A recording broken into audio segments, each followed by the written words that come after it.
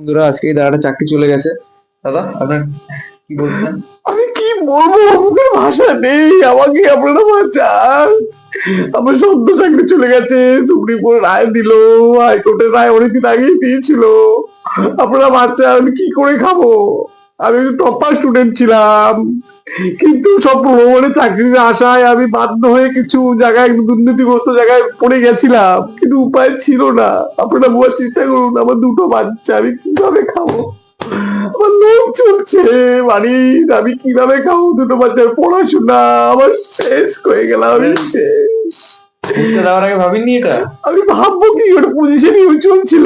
Oxygen না আনলে যেমন মানুষ বাঁচে না, ওই সময় পয়সা না দিলে চাকরি হচ্ছিল না।